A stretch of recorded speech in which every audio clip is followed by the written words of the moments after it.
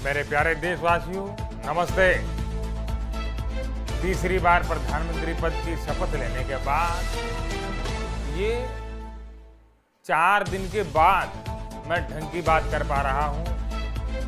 मुझे आप सभी से ये संदेश मिला था कि इतना समय हो गया, ये आपके मुंह से ढंग की बात नहीं सुनी।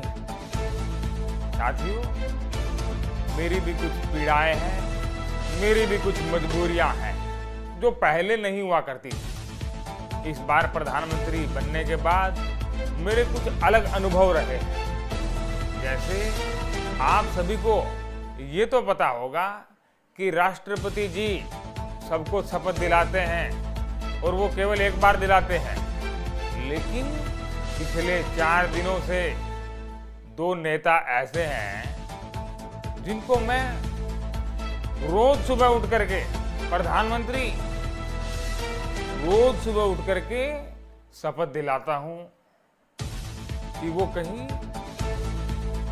अचानक से ऐसा कार्य ना कर दे कि जो देश के हित में ना हो। और इसलिए उन 2 नेताओं को रोज मुझे शपथ दिलानी पड़ती है। साथियों,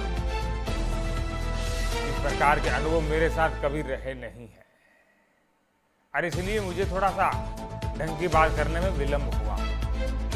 प्यारे साथियों, मैंने ये भी देखा कि चुनाव से पहले मैंने जब कहा कि पूरा देश मेरा परिवार है, तो कुछ लोगों ने भावनाओं में बह करके अपने सोशल मीडिया के जो भी अकाउंट्स हैं उनके आगे मोदी का परिवार नाम लगा लिया था।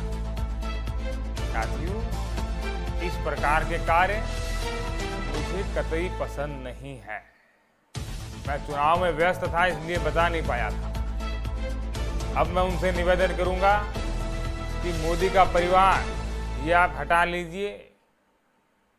मोदी का परिवार ये बिल्कुल हटा लीजिए।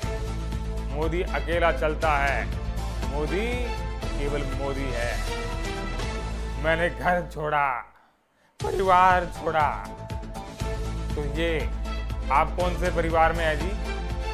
वसुधैव कुटुंबकम का नारा मैं लेकर के चलता हूं।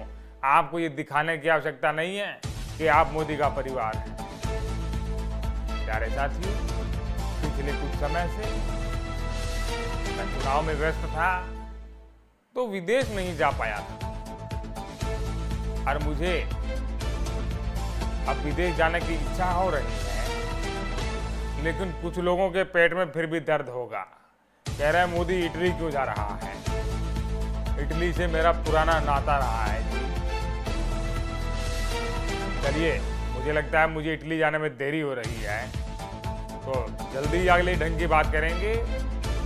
बहुत बहुत धन्यवाद। तैयार है क्या जी? मामला तैयार है इटली जाने वाला?